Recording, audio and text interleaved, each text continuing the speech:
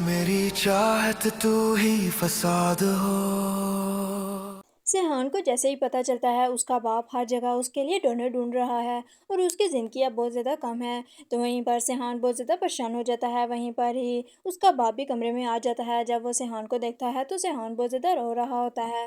तो वहीं पर सेहान अपने बाप से कहता है कि इतनी बड़ी बात आपने मुझसे कैसे छिपाई, आप जानते भी थे और फिर भी आपने मुझे ये नहीं बताया। तो उस पर उसका बाप कहता है कि मैं नहीं चाहता था कि तुम्हें कोई तकलीफ़ हो, मैं तुमसे वादा करता हूँ मैं तुम्हारे लिए डोनर ढूंढ लूँगा।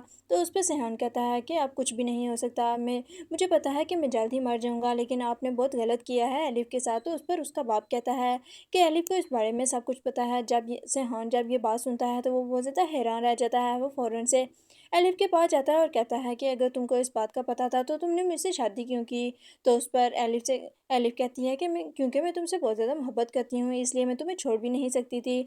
सेहान कहता है कि अगर मुझे इस बात का अंदाज़ा होता तो मैं कभी भी तुमसे शादी नहीं करता, लेकिन तुम्हें तो पता था तो तुम छोड़ सकती थी। तो उस पर एलिफ ने कहा कि मेरी मोहब्बत इतनी नाजुक नहीं कि मैं तुम्हें छोड़ दूँ, इसलिए मैं तुम्हारा हर हद तक साथ दूँगी। तो उस पर सेहान और ज़्यादा गुस्से में आ जाता है और एलिफ से कहता है कि तुम्हें मैं तलाक दे दूँगा, तुम यहाँ से चली जाओ, तुम्हारी घर में कोई भी जगह नहीं, मैं नहीं चाहता कि तुम्हारी ज़िंदगी बर्बाद हो, आगे ही तुमने बहुत गलत फैसला कर लिया है।